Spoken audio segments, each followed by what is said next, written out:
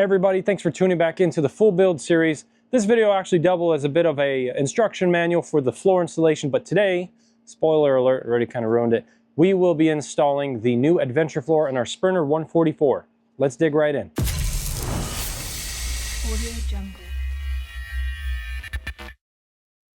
All right, I'm here in the van. Now, you don't have to do this step, but it helps a lot with adhesion. I'm gonna take this sander, of course you can use a hand sander or sandpaper, and I'm going to hit only the ribs that I'm going to put the glue on. Now the glue we're using is Sikaflex 221. It does come with this kit. Of course, if you're using this, wear a mask. I'm not going to. I know I'm going to have a short, fun life with probably a violent end, and I'm okay with that. So I'm going to go ahead and sand this thing, blow it all out, and the last step is spraying some rubbing alcohol over these ribs, wiping them down so we've got a nice clean surface to adhere to, and then we'll start putting beads down. All right, here's the Sikaflex. We're gonna do a nice hole here.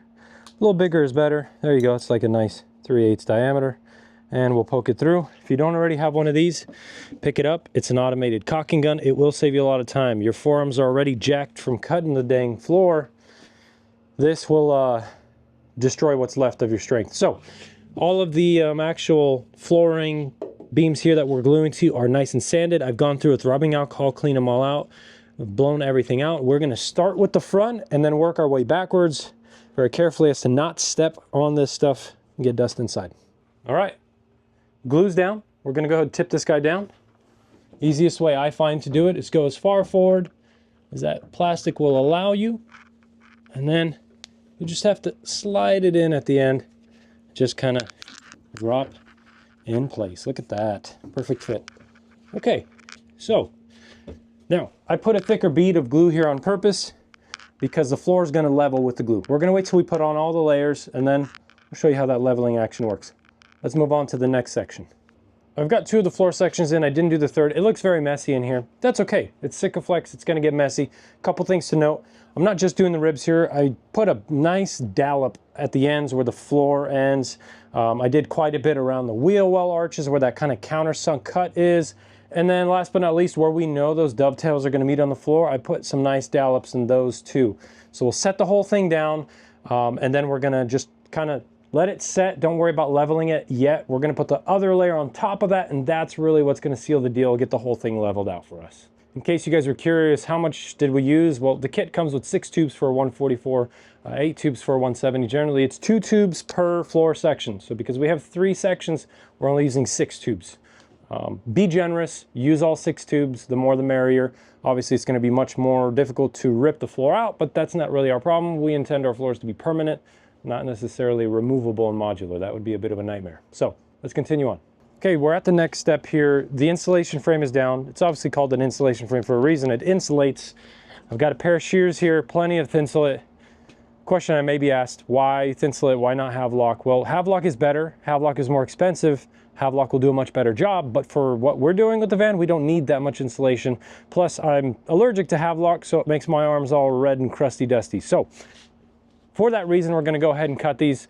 The only thing you really have to pay attention to here is make sure it fits inside the compartments. Try not to let it overhang out, because when you put the next layer on top and shoot it in, things are gonna be kind of wonky. So, we're gonna cut some strips, put them in. I'll show you guys what it looks like when it's done.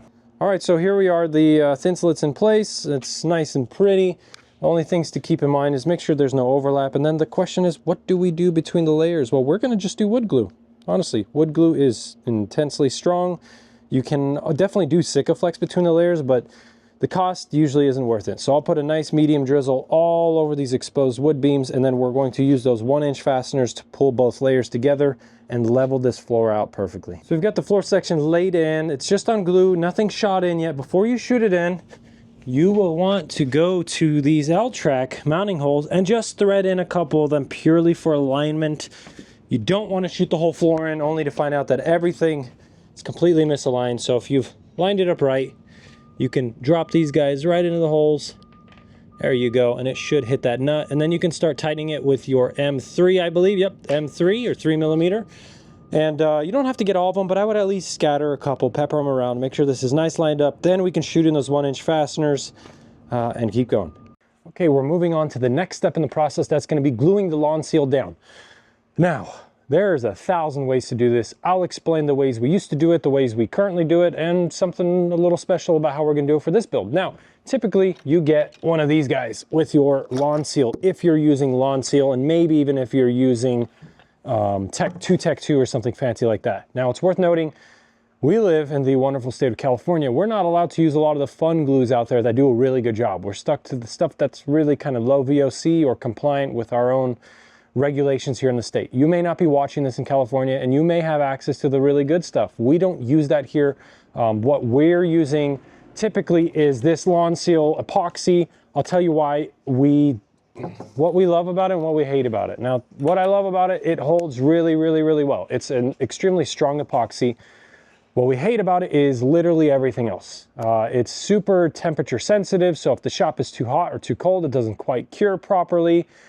We've done floor installs in the winter. We stopped doing them altogether like last year because we found that if it's too cold in the shop and you don't have a climate controlled workspace, it's not going to properly bond or it'll cure too quickly and the ground ends up looking very wobbly and uneven. And the last part not a lot of people talk about is most people don't have 100-pound rollers sitting around in their garage. Those are really expensive. They're like $350. They're certainly an investment. If you're going to be doing a lot of floors, it makes sense. If you're just doing this one time, either put some elbow grease in it and start hand rolling one of those pasta rollers at home, or move on to something different. Now, one of our cherished friends here, Josh, I won't mention your last name, but you know who you are. He had the bright idea a few years ago of, hey, why don't you put something softer between your lawn seal and your wood? And man, it was the best idea he'd ever had. No offense, Josh, but it worked beautifully. This is Landau foam. Now you can get this in different thicknesses. The one I have here is only 1/8 of an inch thick. And this is sound deadening. It's thermally insulating. It's got some acoustic properties that help with noise as well.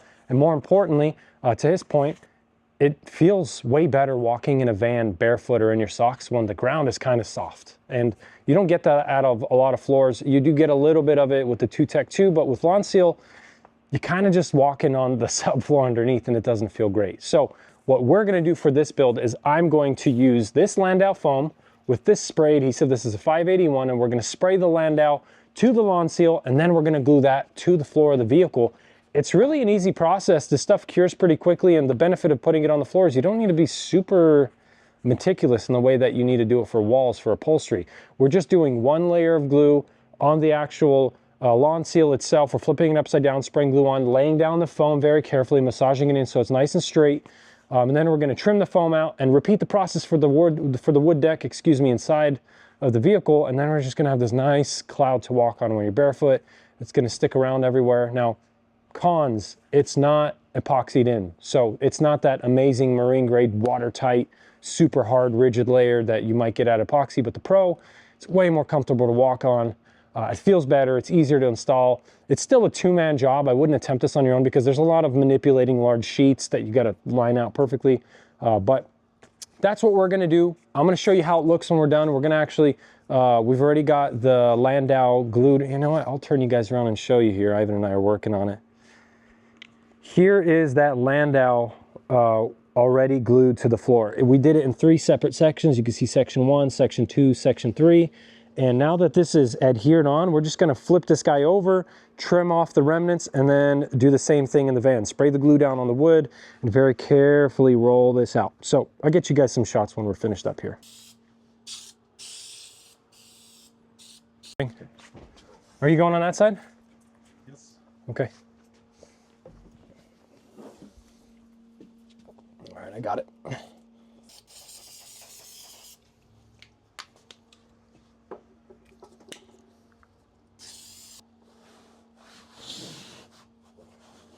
Woohoo! Perfect.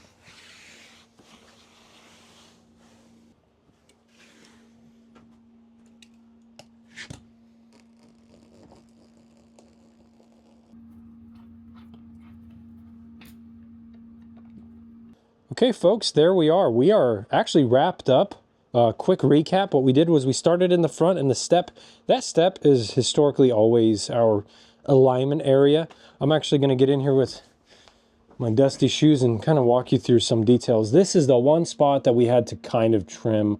It's usually a place to trim, and there's a little bit too much on this side. You can see it's kind of pushed up. So areas that may need trimming, we're not too worried about them because our kitchen's going to cover all this. The actual step itself, this area turned out great. Everything hugged the edges. The benefit to the foam is that there's virtually no bubbles here. It's nice and flat, and it's really hard to show in the video, but it's got this level of cushion to it that feels so good when 205 pounds of overfed Ukrainian are standing on it. And if you're close to my weight or you just like a comfortable walk, it'll be pretty much the same. Here's the L track. If you guys didn't catch that in that last clip, we basically dropped the L track in place and put those hex screws, I think it's an M3, and fasten them to the nuts underneath. We had them in there as the floor cured so that when we got to this step, everything would align well, and it worked beautifully. Not a single stripped nut. Everything went together nice, and I don't know if you can see this, but now because of that 1/8" foam, this is actually flush. This is not sticking out above the floor anymore. It's a very, very nice touch. Of course, these do come with these beautiful end caps, fasteners as well. Let me go around to the step here, show you this entryway one. Oh, this is not finished yet. That's going to be a video later where we're going to put the thresholds on. Walk around here real quick for you guys. And here's how the back looks. Now, we don't have flawless alignment here, but I'm not really worried about it because at the end of the day, there's going to be a nice black stainless steel cover that's going to cover all of that. And ultimately, we've got this beautiful logistics track that's ready to load our gear. So there it is, folks. Overall, not too bad of an install. As you could see, based on our different clothes, this took us 2 different takes. We did the first part, and the first day took about 2 hours, and then this last part took us about another hour and a half. This is not a fun one-person job. This is, generally speaking, a 2-person job, mostly because there's a lot of alignment, leveling, and kind of racing against the clock when it comes to adhesives. So if you want to do the epoxy, this step will probably be a little bit faster for you. If you do that epoxy, one piece of advice I might give you is lay the whole thing out, your whole floor out, and fold it in half this way. Put your epoxy down on one side, roll it back out, and repeat for the other side. Now, because we did the foam, it was a little easier for us. We kind of just sprayed as we went and adhered as we went, and the landau kind of hid all the blemishes. There's no visible bubbles, and ultimately it's a very comfortable, cozy surface to walk on. Now, if I hadn't already mentioned 1,000 times, this is our new adventure floor. It's a different product from our standard floor in the way that it comes with the integrated L track already put in ahead of time. Now, this is a DIY friendly project, but I don't want to oversimplify it and make it seem as if this is a very easy DIY project. Something you can do in the comfort of your home, but it's only going to look good and go well if you take your time, you pay close attention to the instructions, and you don't get overzealous and just get a little too crazy. So stay tuned for the upcoming videos in the series. We definitely will circle back and do a threshold video here once we receive those. I think what we have next is probably sound deadening, insulation, electrical. In any case, I appreciate you guys sticking around and watching the full video. As always, happy building.